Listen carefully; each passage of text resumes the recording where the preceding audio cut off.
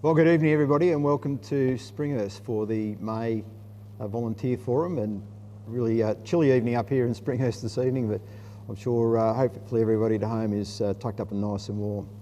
It is National Volunteer Week and a lot to get through tonight, but importantly we recognise all of our volunteers who are joining us from all around. Do tell us where you're calling in from this evening. It'd be terrific to know who's joining us and where you're tapping in from. As I said, we're coming to you tonight from Springhurst, and I acknowledge the traditional owners of the lands here, whether we gather tonight, and in fact on all the lands in which we're gathered around tonight for tonight's forum. Pay our respects to elders past, present and emerging. A few things to get through tonight. Firstly, as I said, let us know where you're tapping in from. I'm filling in for Chief Officer Jason Heffernan tonight, who's having a well-deserved break and perhaps is maybe even tapping in to the forum tonight from a banana lounge somewhere different to where we would normally be. So if you are, Jace, welcome. Joined on the panel tonight by 4 members of CFA who all do different things, and to my right is Robyn Tanner, who's the 3rd Lieutenant here at Springhurst Brigade, and we'll have a chat to Robyn a little bit later.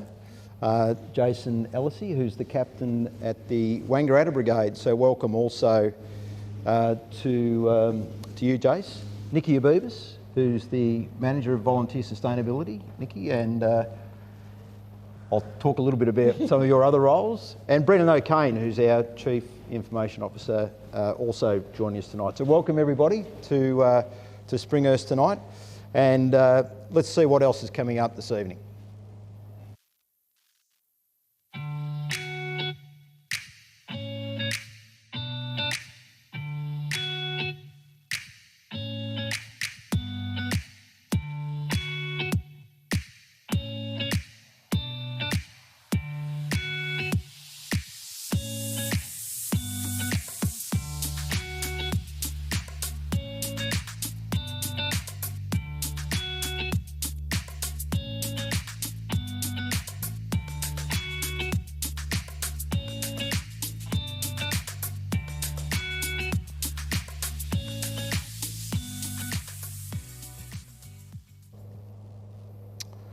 So a lot to come up throughout tonight, and we look forward to working through all of those things and hopefully bringing some really good stories out to all of our people joining us tonight.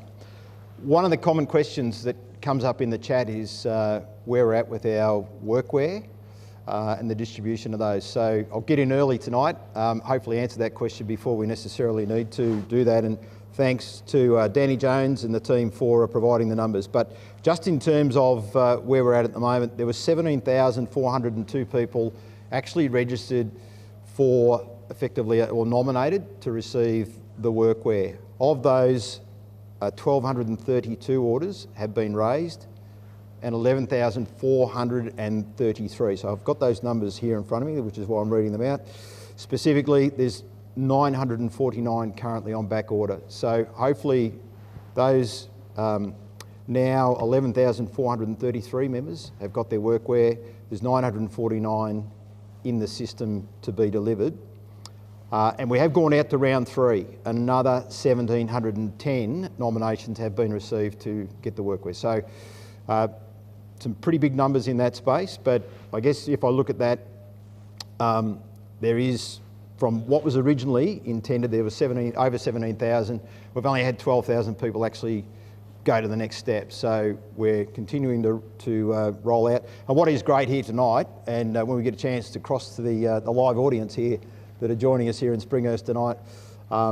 As with the panel here, our members are in Workwear. It's great to see the rollout and really happy to see the progress that's occurring around that.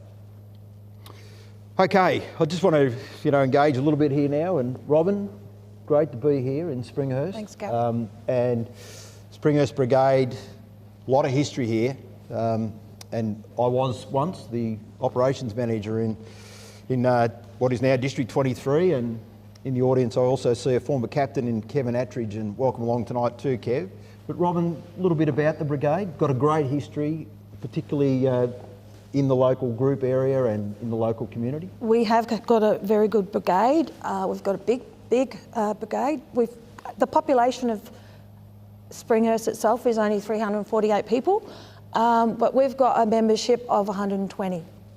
So it's pretty good. We've got different types of people. We've actually, the photos just come up and we're in the Herald Sun, the Weekly Times today with National Volunteer Week, and there's about 40 brigade members in that photo. So that's in the Weekly Times today. We've got about 35 active members.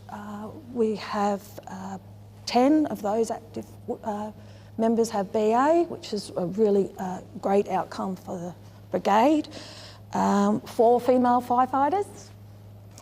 And so our brigade members sort of involve the active firefighters, our Rural Championship running team, which is about 25 people a year contribute to that. And we are very, very successful with our running team. We have junior leaders as well. We have catering, a little catering committee for the fire brigade for our CFA team. If we need them, if we ever need them, we have a catering committee. We have people that come and help us for Good Friday.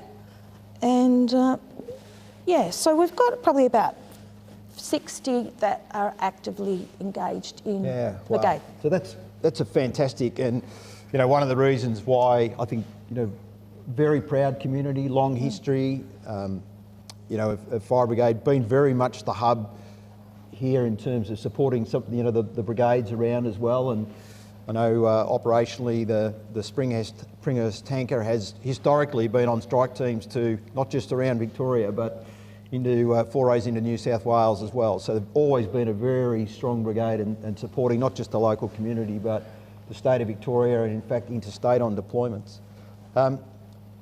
The role, and we might get a pan at the trophy. Well, there we are now. We're having a look at the trophies, and that's not all of them. That's just a display of a few. And there's a couple of crackers there, which are as recent as 2022 we won the grand aggregate.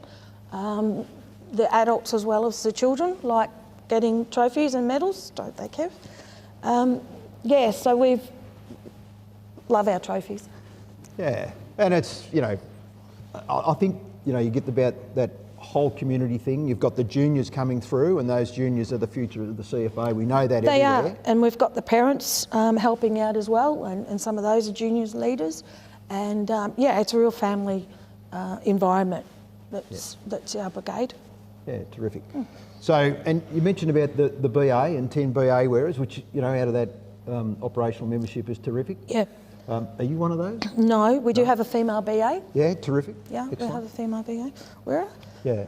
And your role specifically, Robyn? My role, 3rd Lieutenant, Communications Officer and Training Coordinator. So I try to get the people to the training and help coordinate training. Excellent. Yeah. That's terrific. We're in a great new station here, and that's terrific. We're sitting in the bay with the tanker behind us, which is terrific, and the other tankers outside. So there's always 2 here, and I think that's the beauty about Springhurst in terms of the ability to get up and get out the door. And as I said, all of the adjoining brigades around here, and certainly the support across the district and in strike teams has always been phenomenal. Just the juniors, I just want to talk about that for a little bit. how do you get the juniors involved? So the juniors, are pretty much the ones from around the area, around the town. The juniors start in the running team at 11. 11 to 13, then 13 to 15. We've got one of those just completed his GFF last year. We've got two more females actually, girls from the running team, want to sign up this year. So we do get people from the running team. I actually started on the running team and then progressed to a firefighter. So as an adult, I started as a firefighter. Yeah. That's great. Yeah. So if I sort of think about the future challenges here for the brigade, get wonderful membership and got the juniors coming through. Yep. But future challenges. Future challenge, like with any brigade, future challenges will be turnouts during the day. We get we've always turned a truck out. We've never had a problem with that. But especially weekdays, we are a bit low on numbers. And just getting a few more recruits in would be great. Yeah. So that'll be probably the two things that we are working on at the moment. That's great. Well, thanks, Robyn. I'll let you off the hook for a little bit. We might come back and have a bit of a chat later, but it's great to hear about both your role in the brigade, the brigade's role in the community. It has been very much one of the faces, the brigade, the face of, or one of, the National Volunteer Week promotion, as you say, a feature in the Weekly Times today, and the Herald Sun also, I think it was on Monday as well. So some great publicity locally. So great. Now, on my left, Niki Habibis, who I mentioned before, is the Manager of Volunteer Sustainability, but I might also add Niki, Captain of St Leonard's and Indented Heads. Yep, can't forget Indented Heads. So two caps Niki wears, and I think it's important that, and it's great in fact that we have people who are playing lead roles in our organisation that also have that connection to the brigades and our membership. So it's great to have you here with us, Niki. Thank you. I think we've got a bit of a video to go to, so I'll just go to that now and we'll come back and have a bit of a chat. No problem. CFA is part of Victorian fabric right across this state and is a trusted and recognised community institution. We are a world-class emergency service with highly trained members that deliver their skills and services to the community day and night whenever our communities are in their time of need. During National Volunteer Week, we're putting together a new campaign. It's the Give Us a Hand campaign, where we're calling upon anyone who is interested in being part of the CFA to come along and do exactly that, give us a hand. So look out for the new campaign on our website that's coming to the airs very soon. And if you want more information, feel free to jump on the CFA website at cfa.vic.gov.au and be part of something special. Thanks, Jason, and really some good messages there. And I'm just saying a quick shout out to a few people that are checking in, and I do note that Graham Healy's online. G'day Graham up in Wodonga, and I just want to, Graham's actually stepping down as a Level 3 Incident Controller, and for those that have worked anywhere with Graham over any corner of the state in his role in Level 3 Incident Management, shout out to Graham. He was when I first joined, my Assistant Chief Officer, and was a great mentor and has been a mentor to so many people. So good evening to you, Graham. Great to have you on board this evening from a chilly Wodonga, I think you said. Probably the same chilly weather we're having here at Springhurst. But great to see everybody tapping in, and where you're tapping in from tonight. Keep those coming in. It's terrific. So Niki, a little bit about where we're at. Obviously, firstly, National Volunteer Week. Yep. A lot going on in that space. There is. There's a huge amount going on in this space, and it's important that we recognise all our volunteers across the state and also other agencies as well. So as Jason mentioned in the video, we have launched our Give Us a Hand campaign, and we've been working on that campaign since 2022, so a little over 8 months, and the comms team have been doing a fantastic job of putting that campaign together. And the whole idea of that campaign was really to target people's heartstrings and say, come and give us a hand, the true Australian way we are, and trying to, you know, get people to come and contribute in many different ways, which is the important thing. So yes, we do have operational firefighters, but it's also important that lots of other people join the organisation that aren't operational or firefighters, but have a huge contribution to brigades and to us as an organisation. So it's a really important campaign, and we've launched it today, and we've been doing some work with the press ads across the state in different areas, and obviously Springhurst is one of the brigades that we've featured, which is absolutely fantastic. So we are doing a bit of a media blitz across the state, and importantly with those papers, it's mostly targeting regional areas, which is really important to us because we know we have some areas of decline in our volunteers in the more rural areas. So we were very conscious to make sure that the campaign that we are launching at the moment very much focuses on the areas that we do need to recruit people into brigades. So we've been working with volunteers, especially the advisory committees, the CEO and the CEO Women's Advisory Committees and the Young Adults Advisory Committees, to be able to get that diversity lens, to see what sort of things we need to include into our campaign to make sure that, you know, what we're portraying to Victoria and across the state is very much that we are a diverse organisation. We accept lots of different people from different backgrounds, and also that everyone can come and give us a hand. And there's a role from everyone that's playing in the brigade, which is really important for us as an organisation. So in regards to the campaign, there is different types of collateral. So back in 2022, late last year, we launched some collateral on the template toolkit that's online, and brigades can download that, or they can get support through the brigade's administrative support officers to be able to download that collateral and actually personalise it. So you can actually customise those templates to your brigade. So it doesn't have to be a generic you know, poster or flyer. It can actually be customised, which is really important to make sure we get that local feel for our brigade. So just, you know, thinking about that one, Niki. So if we wanted to, and given the numbers here, Robyn, we might not need to just at the moment, but if we wanted to run a campaign that's suited to Springhurst, we can adapt tools to do that. Exactly right. So working with brigade support officers, or even brigades can do it themselves. They can download the collateral off the template toolkit, and that can also help them as well. So it's important for us to be able to have that localised content in regards to our recruitment campaign, because they are joining the local brigade, and that's the connection that we need to create at that level. So that's the important part around the campaign, and what we've been really focused on with the development of the way we're managing it.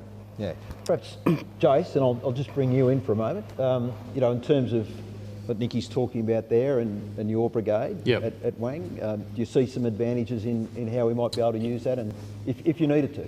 Yeah, 100%. We're actually, through the BMT now, looking at some type of recruitment campaign, and we'll be tapping into what Niki's saying, but certainly daytime response is a big one, not only just for Wangaratta but also surrounding brigades. So if we can sort of target the shift workers and those type of people, I think it'd be a great help within the community in the brigade aspect.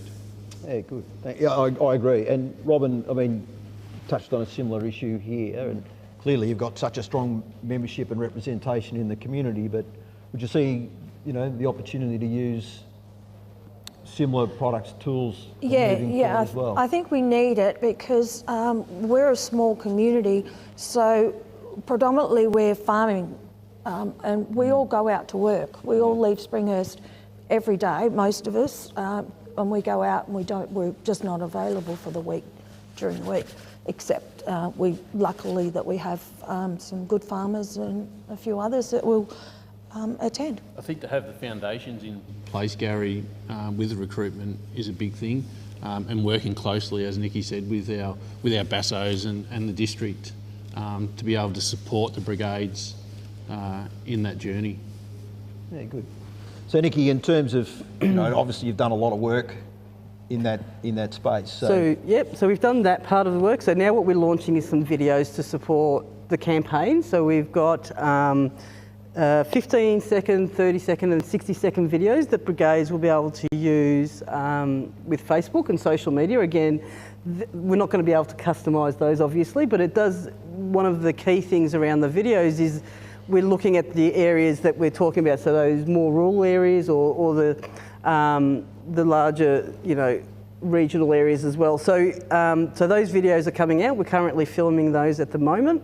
And they're also going to be available to brigades to use on your local Facebook page and things like that. So we are building up our resources, which is the important part. We've started off with the static collateral, and then we're moving up into the videos. We'll also be doing some cinema advertisement, again, in regional areas, and also some larger digital billboards as well. So again, it's very much around, the campaign is focused on obviously to lend us a hand, but it's about promoting us as an organisation, as a community-based organisation, and also to promote the fact that we'd love people to come and join and give us a hand with our local brigade as well. So that's really the crux of the campaign.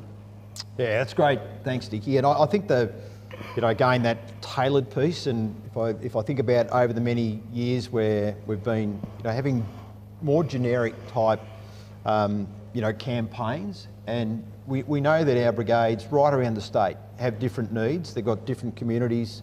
I might add Brendan and bring you in just briefly, but you're down at Torquay and recently joined Torquay Brigade. Yep. But if I just use the example, Torquay to Springhurst is remarkably different. A different requirement, a different population demographic, but it's you still need, to Jason's point, you still need to have the people available at the right times to come out, and again, using shift workers, using people who might have different availabilities, just being able to target the right people in that community. Yeah, absolutely. And I'm sure, if I think about the brigades that are here tonight, you're probably all thinking about the same application. And whilst there are a lot of similarities, there will be things that can be locally tailored. So, and I think that's the key to the whole thing. Sorry, Niki. Yeah, no, that's exactly right, and it's important. One of the things that we are focusing on in the campaign is daytime response. We know that it's not an issue isolated to Springhurst. It's across the state that we have, daytime response issues. So part of the campaign is looking at, people that can respond daytime, shift workers, as Brendan said, stay-at-home parents, all those people that may be able to contribute in that way as well during the day. So it's an important part of the campaign and what we're focusing on as well. And I think an opportunity now, as things change, is a lot of people actually working from home. And whereas they wouldn't have been able to do a daytime response in the past, perhaps now they can. So it's just, again, tapping to the changing communities as well. Excellent. So Niki, the Recruitment Hub. Yep. A lot of discussion, obviously, Yep. and we're making some really good inroads. But sure. How are we going there? We're going well. So the release 3, or the third version of the Recruitment Hub, was launched back in March, the end of March of 2022, and it has been over a year now. So it's been out there for a year. Through that time, we've had over 2,200 people being registered through the system end to end, and that's on par of our normal registrations per year over the last few years. Yes, there's a lot of talk about the hub, and we do receive feedback, and it's great. We really appreciate the feedback that comes in, either from our volunteers, from our staff, or even some of the applicants as well, which is great, because what that allows us to do is look at what's next. What does the next phase of the hub look like? What improvements do we need to make to the hub, and how do we go about making those? So we are actually in a space at the moment that we are looking at the next release of the hub and what it looks like based on the feedback that we've received from our volunteers, which has been invaluable for us and Brendan's team to be able to develop what the system looks like. So just a few things that I'll highlight tonight of where we're looking at moving forward with the Recruitment Hub. A couple of things, the ability to, one of the big things that brigade, especially at the start, was the ability for the brigade to choose who has access to the system, and also who the emails that are generated from the system that go to the brigade, they go to. At the moment, they go to the secretary, but a lot of the feedback that we've received from the from the field is around, well, we want to be able to say, well, it's not the secretary that gets the email, we want the recruitment officer. So that's one of the enhancements that we will be making. One of the other pieces of feedback was very much around the visibility of applications. So for brigades to know where each application's at and what status they're at. So the next release, you'll have much greater visibility of an application to see exactly where it is, whether it's sitting at, with the applicant to complete the registration, or whether it's gone to police check or medical. You'll actually have complete oversight over the application.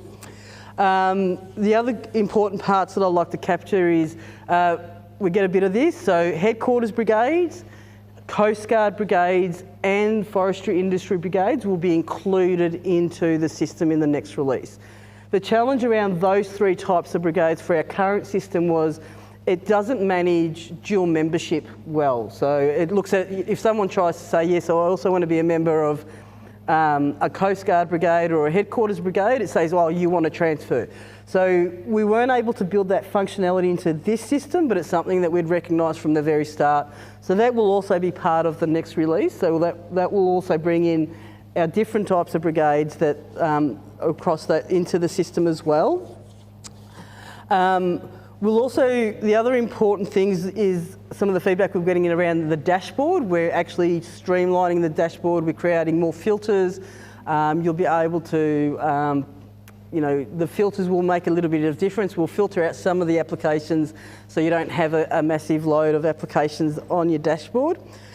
We'll also, one of the biggest enhancements I think that we'll see, and an improvement in regards to people actioning the registration, is that we're going to have, at the moment, we only send one email out. So when you register or submit an expression of interest, you'll get one email. Now, sometimes they will sit there for a little bit of time and no one actions it. So what we're doing at the different stages, because there's various stages through the hub, people will be triggering new emails. So if it sits at a status too long, at a defined period that we're still trying to get the right days, we're working through that. It will trigger another email. So, hey, don't forget, this is a reminder email. You haven't done this part of your registration. Can you please log in? And we'll give them the same sort of details. And that will happen at every status, depending on how long it's been sitting here. It will depend on how long. So we do know that some applications may sit there for a little while because the brigade needs to complete their assessment, because that's a very important part of our recruitment process, that the brigade needs to make sure that the person that they're bringing into the brigade is an appropriate person to bring in, and that's through their localised induction process or interview process, and every brigade's different. We've got over 1,200 brigades, and that interview or that recruitment process is done 1,200 different ways. And that's an important part that sits outside of this system, but it is a part that must happen to make sure that we get the right people into our organisation. So through those triggers, we'll be able to remind people, hey, you haven't done this, and that will happen at every stage. We're still just working through how long it should be before we send a trigger. So the important thing is, so if it's sitting with the applicant because they haven't progressed, the applicant will get the email and the brigade will get the email and the district will get the email. So that way we're increasing the visibility of all the applications for various people. So either we can, hey, tap them on the shoulder, just a quick reminder, we know you've got an email, or from a district point of view, how can we support you to progress this application, which is really the important part. So that's an enhanced feature, which I think will actually address some of the issues. But I think from my point of view as the project manager, we've been listening to your feedback, and it's been vital to be able to get that feedback into our team. And what we're looking now is we've developed a set of business requirements, and we're going to be actioning some of that feedback as much as we can. Well, there's a lot going on. There's a lot. There's a lot in that. And you have, stimulated a couple of questions, or some that'll go. And I've got one from the audience. Sure. But before I go to the audience, sorry, Paul, I'll just keep you waiting. There was a question online. Mick Liccardo has just asked, and g'day to you too, Mick, dialing in there. Question for Jason. How is Wangaratta going with membership retention and or interaction? So you sort of talked about recruitment, but your current membership? Yeah, so the memberships, we're going really well at the moment. We've probably got around about the 50 or 60 active members within the brigade, but on the books we have quite a lot more with our auxiliary members and juniors, etc. We've been lucky enough, we've had a bit of an influx with, which is lucky for doctors and nurses coming up into regional Victoria, which are coming to the Wangaratta area. And they've also been members of certain brigades down south. So we've had the influx of them come through. Yeah, good. Good. But yeah, the retention, we've had over the last 5 years quite a lot of younger members come through who have come up through the ranks and are, up into the BMT and got lieutenant roles, which is a good, future development for them. Terrific. And just a quick shout out to, I think it was Matt Dyers dialing in from Papua New Guinea. So good to see you tapping in from over the ocean as well, and much warmer than it is probably here up there. To the audience, Paul, you've got a question. Yes, thank you. Niki, I think you've actually now answered the majority of what my questions were before, so thank you very much for that. But the CFA as an organisation is probably a very personal organisation, and now we've actually gone and adapted and embraced a lot of technology. I just wonder, with new recruitment, that the fact is we're losing that personal interaction with members, and that's a key focus, I believe, of, as you say, you did say about getting to know the members, but I think a lot of brigades are just ticking the box, and we're not actually having that social interaction. Yeah, so the VRH is a system, and it cannot replace the interaction that you have to have with potential recruits. I mean, that component, that time that brigades spend with the applicant is vital to make sure that they are the right person to come and join the brigade. And the system doesn't take that away from the brigades. It's really important that happens. I mean, and that's why we've built the system the way we have, that, so an expression of interest comes in, the brigade receives it, they review it, they can do their local process, whatever that is. Some brigades, do a formal interview process. Other brigades may just sit down with the BMT. It just depends, and there's certainly no intent whatsoever with the introduction of the system that we take that away, because it's such an important part of that process. And then only once the brigade is happy and have made a decision, then the system should be updated. So it's really important that happens. And the other thing is that there's nothing stopping people knocking on the door out of a fire station saying, hey, I want to join. We continue to encourage that. That's a really important part of that community connection. All it means is once they are happy and they are interested in joining the organisation, they pop onto the hub and they put an expression of interest application in, and it can be dealt with then and there with the brigade. If the brigade are happy, they've had a few conversations with this person, they can be approving the application as they sit there, and it can progress quite quickly after that. So I suppose from me, and even my experience in my volunteer space, having that interaction with the applicant to make sure that, yep, they're a good person, great, but are they a really good fit for our brigade too? And that part we can't take away, nor should we, and the system's not even designed to do that. I encourage all brigades to make sure that we undertake that part at the very start every time. That's what we do, Gary, at Wangaratta. We will do at least 2 interviews with applicants before we are happy to sign them off and send them off to the district or to the GFF course, etc. Yeah, excellent. Thanks, and thanks, Paul, for the question, and well done, Niki. I'll give you a bit of a break, I think, because that's been a fair bit, fair bit to get through. But obviously, one of our ongoing and continual improvement areas is our training. It's been a hot topic as well for a lengthy period of time, and I'm now going to go to DCO Rowan Luke to give us an update on how things are going in the training space. Over to you, Rowan. Thanks, Gary. Thanks for that warm welcome. It's a pleasure to be here tonight. Firstly, I'd like to talk about our Respond to Urban program. So I've mentioned it a couple of times leading into today, and you knew it's certainly been on our radar. The first program has rolled out. It's in its final stages and they're completing the prac training, and the prac in the southeast region down at Bangholme was conducted last week, and I'm waiting to hear back from DCO Trevor Owen, who attended, to get some feedback on how it went so we can continue to review the program. There's 28 programs locked into calendars so far in this coming year, so that's really encouraging to see that the regions have been focusing on how we can roll out Respond to Urban to address the needs of our brigades.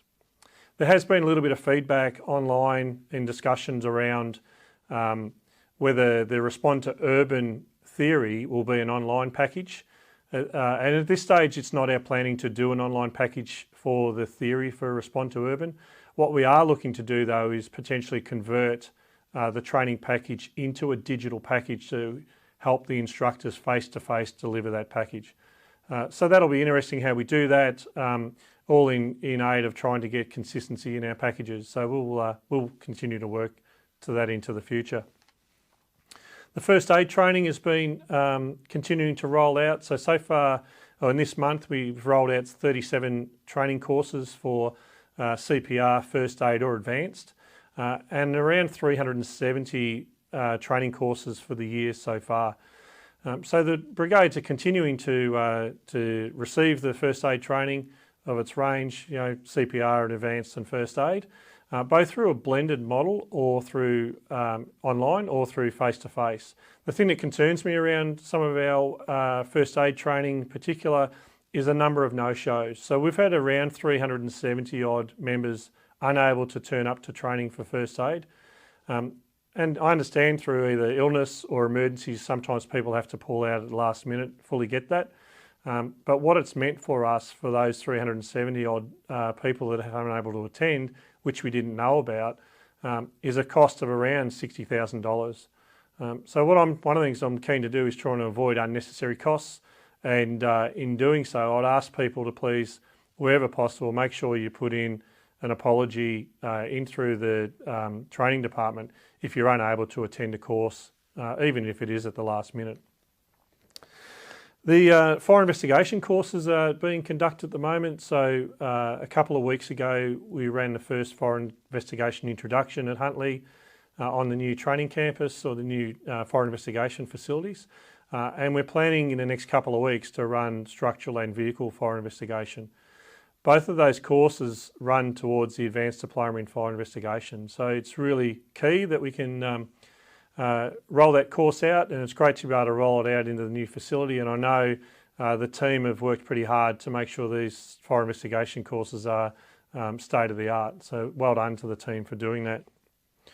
Driver education is also a topical discussion item, particularly through these forums. We've rolled out a driver educator course. So there's a course running at the moment.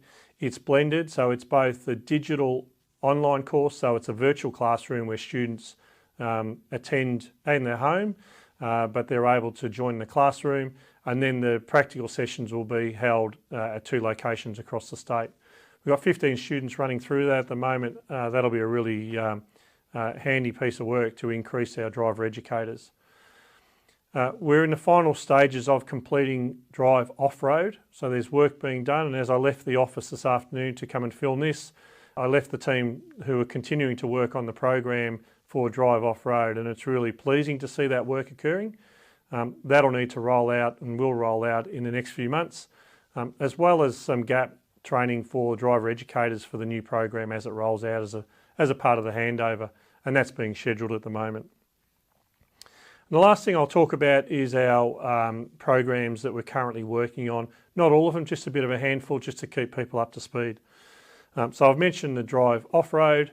We're also working on Crew Leader. So the current Crew Leader course still stands, but we're looking to roll out a new Crew Leader course in coming months.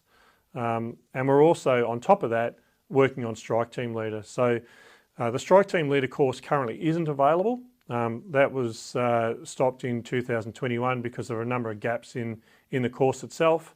And we're now in the final stages of completing the Strike Team Leader course to roll that out into the future. The last one I'll talk about is GFF. and the GFF program we're reviewing as well.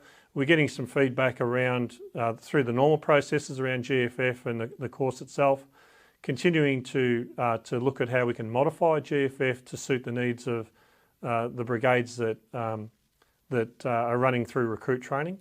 But we're also hearing from the Class 1 and Class 2 brigades, particularly through DPCs, concerns around the ability to roll out GFF in some locations and some of the challenges. So we're putting that lens on the GFF review to see if there's another way that we can support our brigades to ensure that their firefighters can work safely on the fire ground, have the right skills, but can progress through a recruit level firefighter with a bit more ease. We don't have the answer for that yet, but we're currently trying to work through a number of ideas to see whether they're feasible and whether they would actually meet the needs of our brigades. So I'll leave it at that, Gary, and pass back to you.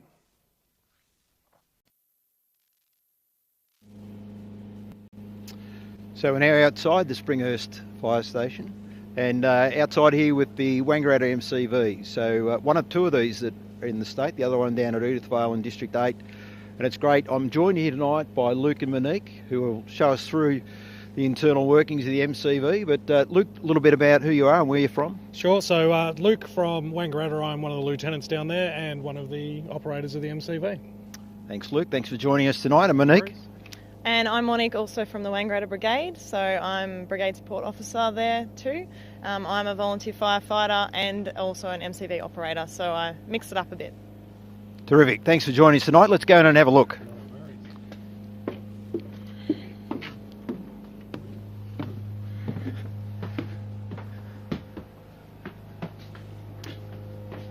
So thanks, Luke. We're down to the rear of the MCV here, and a number of screens around a table in the front, but perhaps just give us a bit of an explanation about what the features are here around us.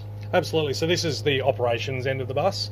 So as you can see around here, we've got a couple of screens that are all linked to computers down here in the server racks, primarily used for operations, for mapping. We've got the EM COP connection, so when we're out on a fire ground, we can see vehicles in real time and also get the responses back from the flyovers to see where burn area is and things of that nature. We also have live weather station up on the roof, which is obviously very handy when we're out in the field to get updates on wind and dew points and all that sort of stuff as well. Fully connected in here in the bus at all times, so we have a satellite connection when we're outside of mobile coverage areas, and when we are somewhere like Springhurst, we've got 4G connectivity as well. So that obviously comes in handy when we're on fire grounds where there's no mobile connection. People can contact IMTs and whoever they need to get assistance. We can order the food, which is always much loved as well. So it's a very fully featured system, very, very handy on an operational fire ground. Yeah, terrific, and obviously both heating and cooling, which is important tonight. It's beautiful temperature in here, which is nice. So some great features. I'm going to just step up to the front now, and we'll see Monique up here. So moving up to the front, and one of the beauties is really good height clearance. So I'm not the tallest person, but there's plenty of room to move around. Monique, a little bit about the front end of the vehicle, and what have we got up here? Yeah, so up the front we've got 3 radio positions, so we can have up to 3 operators who are typically on different radio channels and are monitoring those channels and potentially doing communications to those channels too.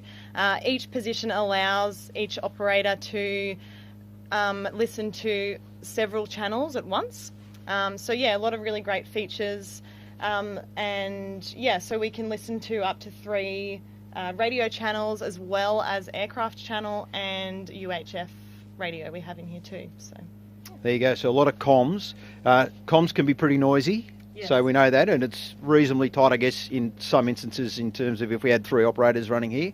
Yep. How do you manage the noise? Yeah, so our operators wear these headsets with both microphone and hearing, and that allows external sound to be blocked out really nicely. So that's a really good way to listen to comms. And in regards to it being broadcasted out, we can turn the volume then down so that we're not hearing too much background noise as well. So it's pretty manageable.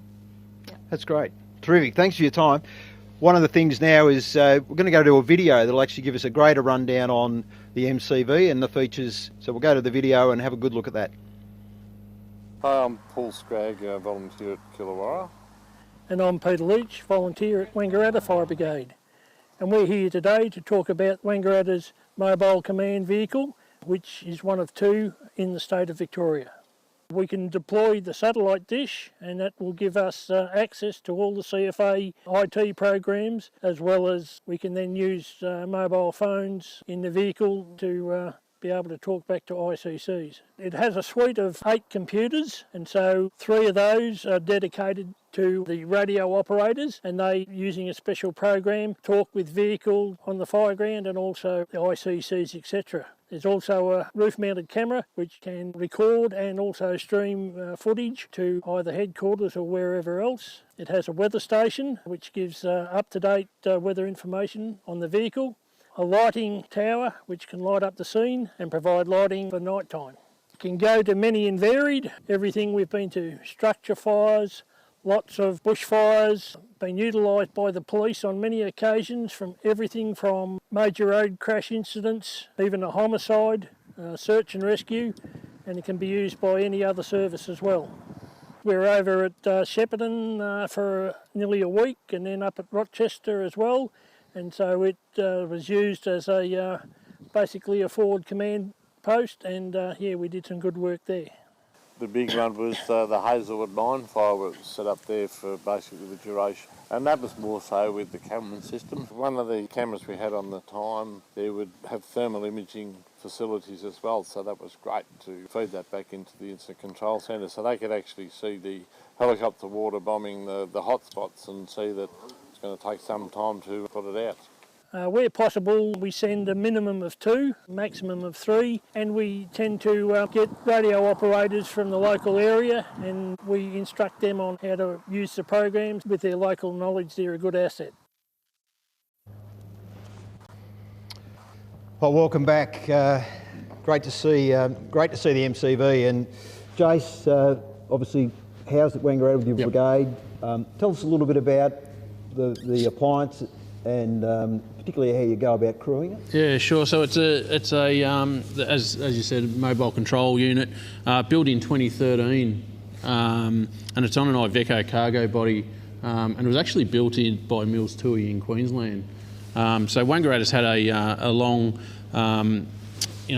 relationship, I suppose, with MCVs within District 23, and it actually started back in the mid-1960s when they got one of the old, I think old biscuit van, I suppose they used to call it, and there was 3 of them within the state, which was Wangaratta, Geelong, and Dandenong.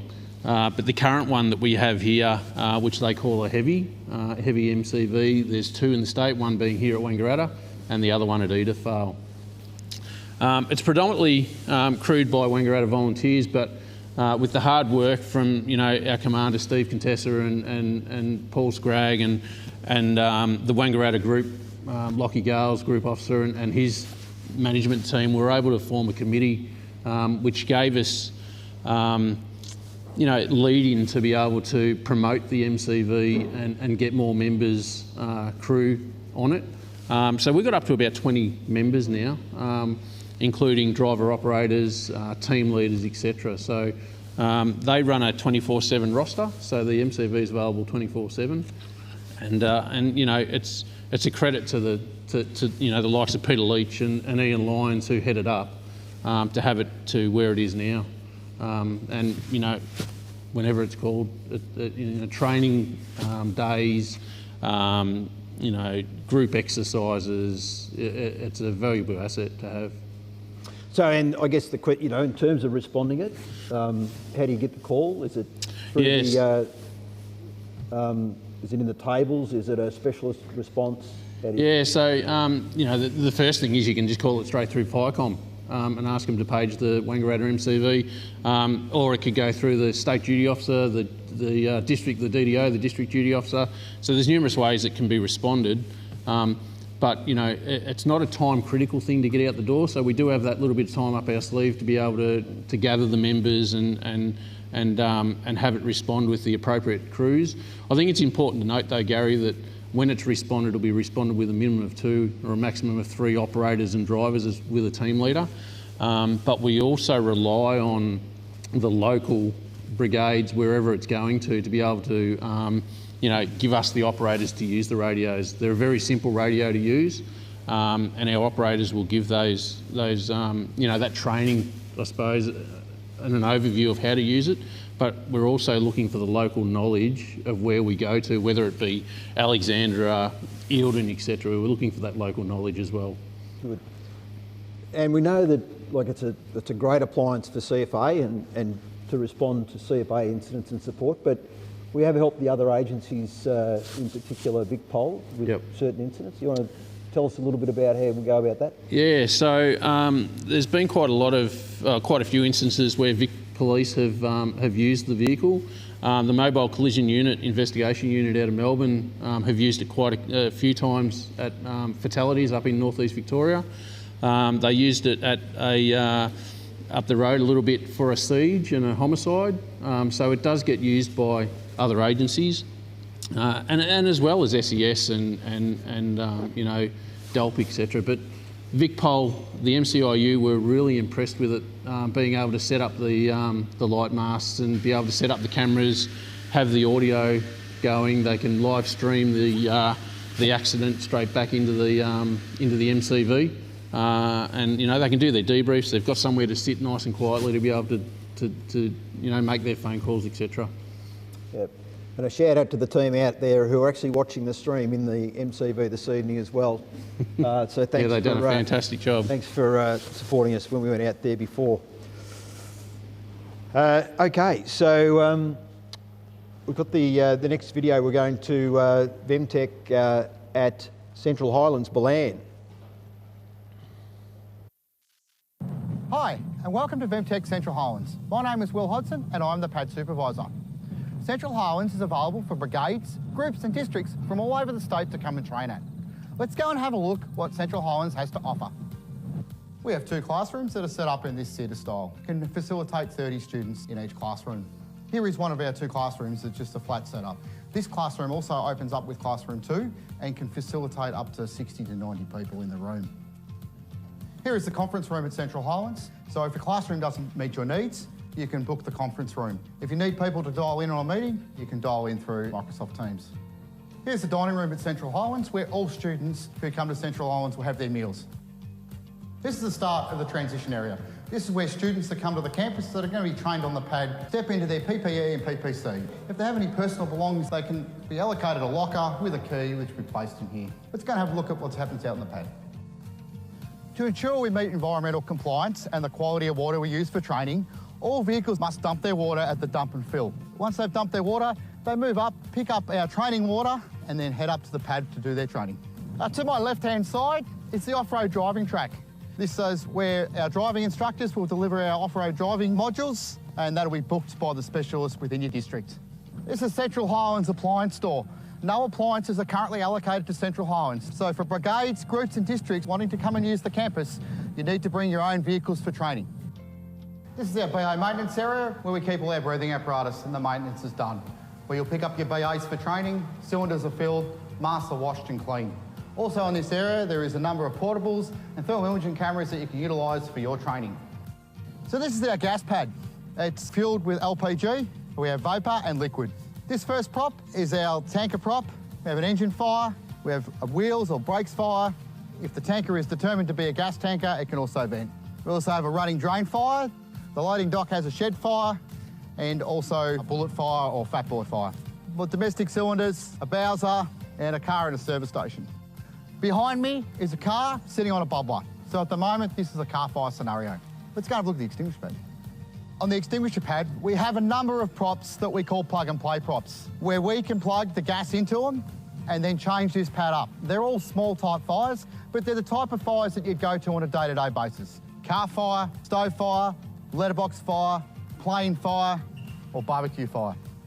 Here at Central Highlands, we have reticulated water running through millcocks, ground balls, and L-type hydrants. We've also got static water supply in our drafting pit. So you can bring your tanker or pumper in and draw water from a static water supply. And to the right over here is our low structure prop. Inside, we have a stove that can catch on fire, eaves which catch on fire, a car under the carport, and we've got cylinders down the side of the building. Over this side, we've got our domestic house. We have a couch fire, a TV fire, and we also have a chimney fire. Across our props, we also have 3 heated doors, which we can change the temperature as required. We've also got a ladder prop for safe working with ladders. Over here on our right-hand side is our industrial prop, so it'll become a car fire inside a factory. Over here, we've got a compound that one of the scenarios is we have a chain around the gate and it's padlocked and the crews need to make entry and extinguish the fire. We can also put rescues in place for the crews. So we're going to go have a look at the 3-storey building and what it can offer for you for training at Central Highlands. This prop here has multiple scenarios that you can deliver your training. We have an alarm panel with smoke detectors on all 3 levels. We have sprinklers that run on the 1st floor, the 2nd floor and in the stairwell. It also has hydrant risers throughout the stairwell. We have 2 burn rooms, we have a commercial kitchen downstairs and we have a domestic bedroom upstairs. All 3 levels can be filled with electrical smoke so you can conduct your BA search and rescue. So thanks for joining us and looking at Central Highlands. We are here to facilitate volunteers training 7 days a week when it suits the volunteer. Any brigade, any group, any district throughout the state. I look forward to seeing you at Central Highlands into the future.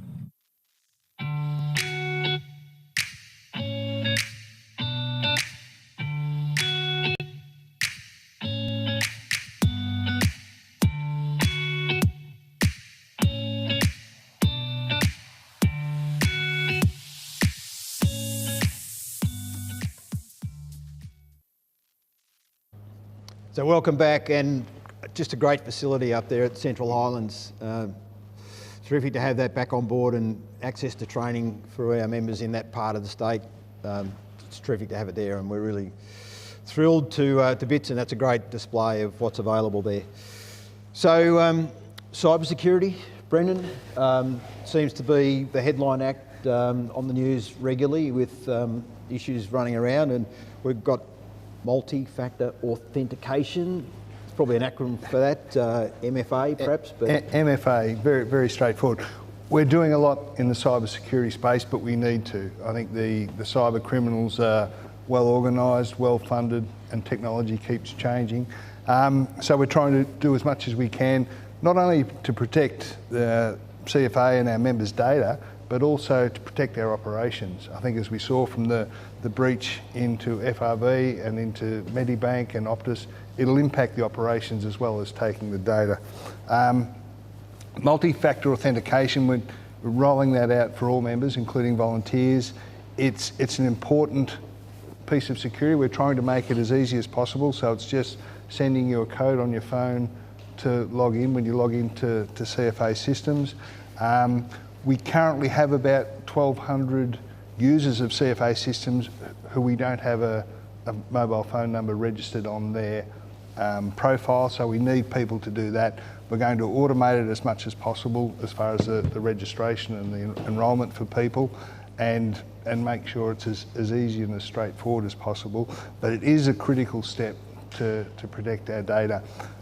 People say to me, surely no one's going to want to really damage the CFA or attack the CFA. We've actually stopped attempted logins using volunteer credentials out of Russia. So, we're putting a lot of tools in to detect and protect and worst case scenario recover, but the more we can do to protect us and stop people putting that perimeter around, the better. So we've invested in different tools, building up the team capability as well, but really trying to keep us secure. And particularly, we don't want in a big incident or in a bushfire season, we don't want to have issues with not being able to get the information to people. So if people can make sure that their profile on Members Online is up to date with a mobile number, that goes through to RMS. We'll get all those mobile numbers and automate the process, make it as easy as possible and as easy as possible to use.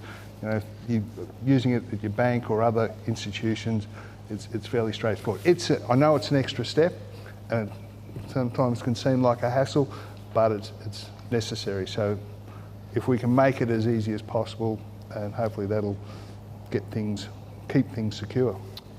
Yeah, thanks, Brendan. I think we'd probably all understand the challenges of cybersecurity, and as I've said, there's multiple underworld organisations that are constantly attacking organisations, and for CFA to think we're immune from that, we'd be kidding ourselves. And as you say, the number of attacks that we've already stopped, and what we've seen in other corporate spaces, it's really important. And when you think about our organisation, the data we house and all those things, it's really important that we actually keep it secure. And we'd love to keep things simple in CFA if we could, but we have to also keep up with the fact of what's happening in the world around us. So it's a really important piece, and I'm sure people are familiar with MFAs because it's not just CFA that you do that. We're not leading the way, but we need to make sure that we do it. We stop hundreds of thousands of scam emails. We've also had scam phone calls trying to hit our systems, trying to break into our systems. Anything with .gov on it is a bit of a target from state-sponsored or state-supported threat actors as well. So it's an ongoing and a constant battle, if you like, to keep us protected. Yeah, and thanks to to Brendan and the team, because there's an enormous amount of work going in behind the scenes to actually do that, and it's obviously really important, but it's also one of those things that for most of us we don't actually get to see the activity, thankfully, but it's really important that we acknowledge that that's where we're at today. Now I've got a question from the audience about technology on tankers. Yeah, thanks, Gary. Just curious, following on from the MCV discussion, where you think we'll be in, say, 2 years' time, 5 years' time with technology on tankers, looking at the radio replacement, the pilot program with tablets, the public safety broadband system, and how it can change things operationally with live data. Yeah, it's a great question, and there are those things you mentioned. I might go to Brendan because, in terms of technologies evolving. Yeah, and I think that the tablets on tankers is probably going to be a good leap forward for us to get all sorts of data and into the crew's hand, into the tanker's hand, and also back through ESTA as far as taking out the need for a lot of radio calls. Again, making things, not only giving people better information, but making it simpler and easier to get the information to the people who need to get it. With the radios, with the vehicle tracking, lots of opportunities, and I think getting it all together, one of the things we're trying to do is making sure that we not only capture the data, but get it all together and get it usable in a prompt, live way, if you like. Yeah, and I might just add to it that if you look at what we've out there in the MCV and what we've seen in terms of the technology that sits in that's fantastic from a command point of view, maybe an ops point, maybe a sector, but we know to get information to the decision makers at strike team leader level, even if we get it at crew leader level, for pre-incident plans for appliances responding and all that sort of stuff. To have that information available to people is, in today's day and age, got to be, one of our key objectives, and we're moving into that space. The public safety broadband, mobile broadband, which obviously there was a big announcement around that in the last couple of weeks. Yeah. That'll play its way through in terms of how we can harness and leverage off that as well. But probably, I don't know, Brendan, whether we've got much. We're looking at how we use that. The other thing we're looking at is, as we progress and our data needs get bigger, we have to keep these capabilities up to date. We're looking at updating the satellites on our MCVs and FCVs just to give greater capability. And again, a lot of our vehicles have 3G technology, which is becoming end of life, so we're replacing that. So it's an ongoing replacement to keep it up to date. I know some of our LCFs, the data capability we put in there a number of years ago is nowhere near good enough. So, okay, how do we keep the LCFs and the ICCs also up to date, that they're getting the right data capability and performance as well? So. That's great. Great question.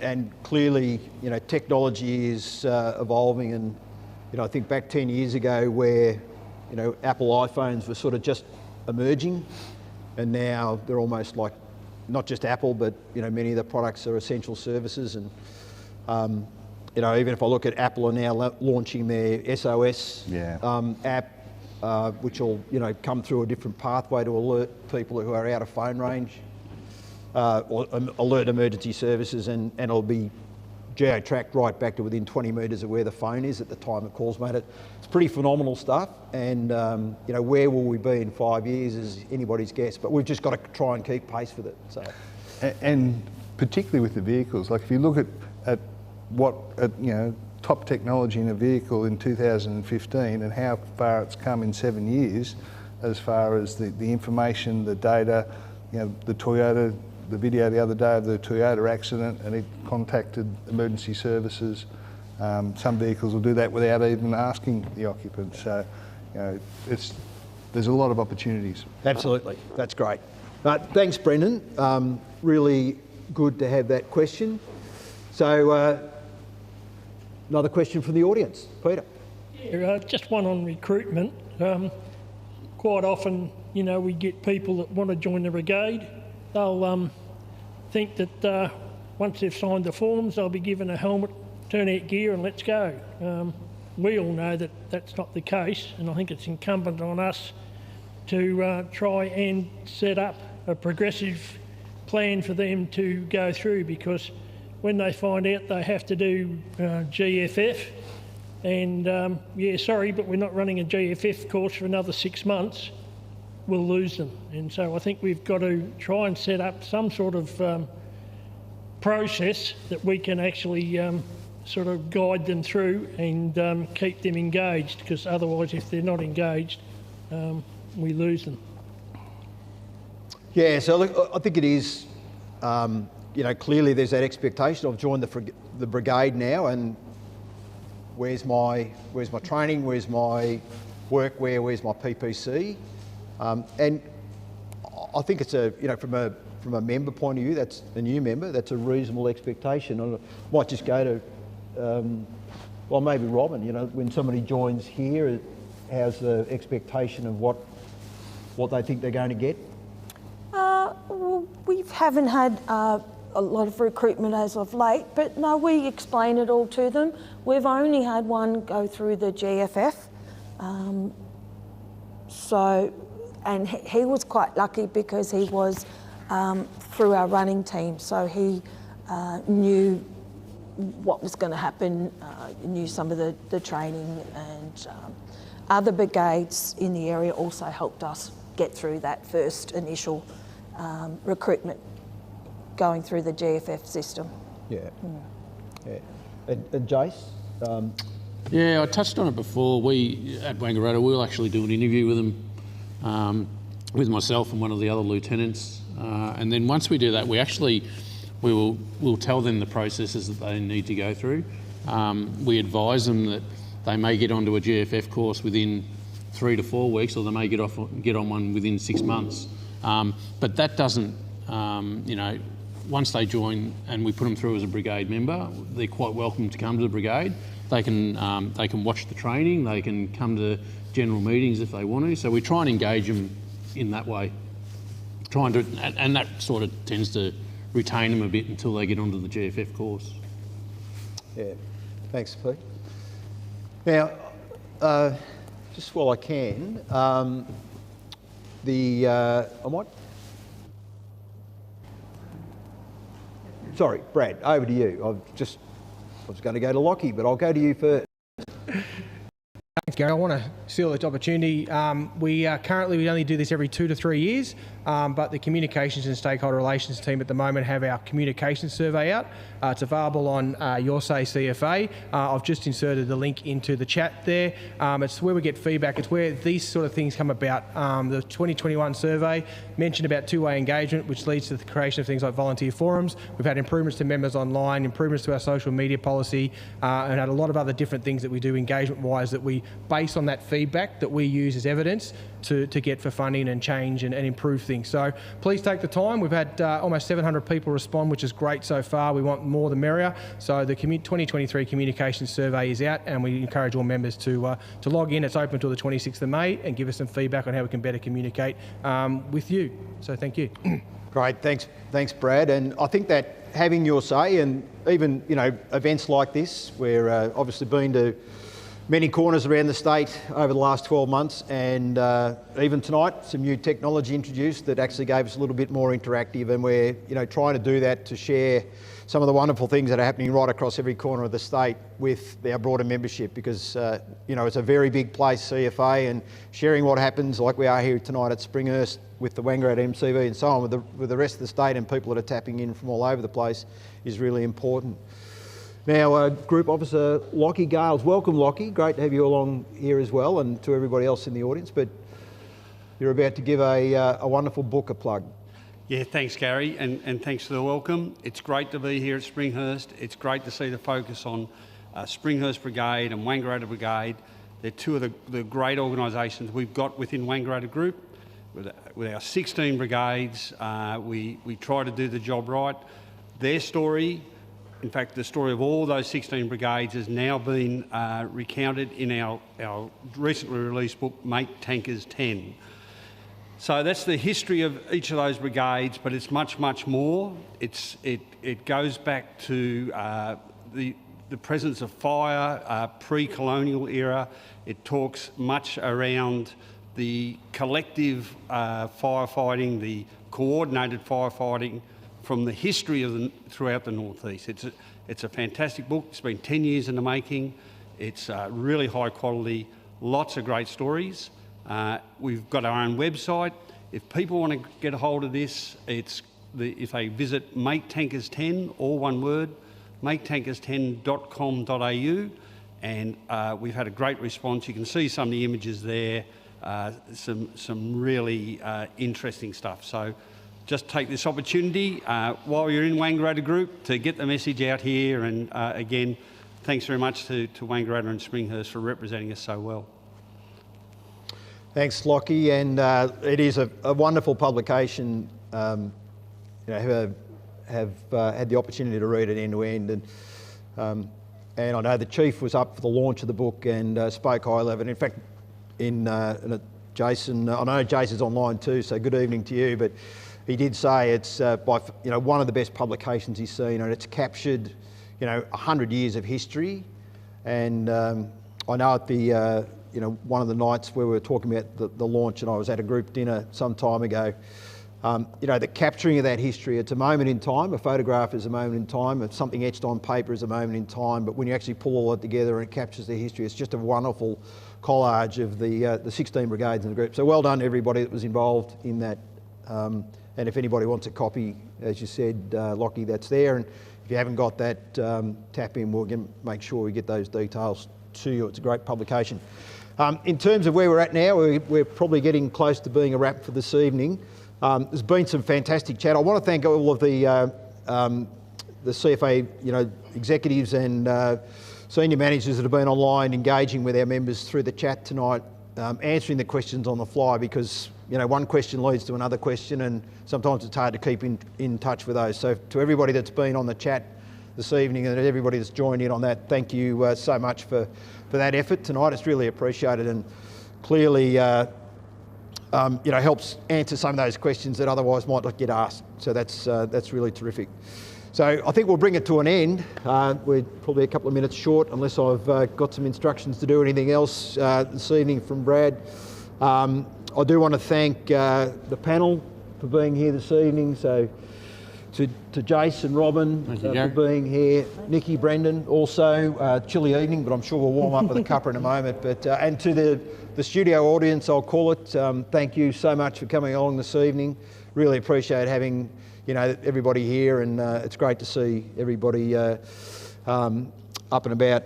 To the Springhurst Brigade, and particularly to the leadership of the Springhurst Brigade for being so open, particularly in the promotion for National Volunteer Week, but also opening the doors and allowing us in here tonight. We thoroughly appreciate that opportunity to be here as well. To the crew behind the scenes who pull all this together, and as I said, we stepped off on another venture tonight with some mobile mic type activity, and I hope that went well. Love your feedback, and if anyone's got some more feedback, please drop that into the chat as well. That's one of those things that we spoke about before. The interactive opportunity is great, and thanks to the crew out in the MCV. As I said, are probably a bit warmer than we are here at the moment, but that's not worrying us at all. No, won't be Roman Gary. But so on that note, again, thanks everybody here. Tonight's recording, or it has been recorded, so that'll be on the channels, on members online. Any feedback would be welcome also. And the next forum, 28th of June. Location to be advised, but wherever it is, we look forward to having you on board. So thanks everybody for joining this evening.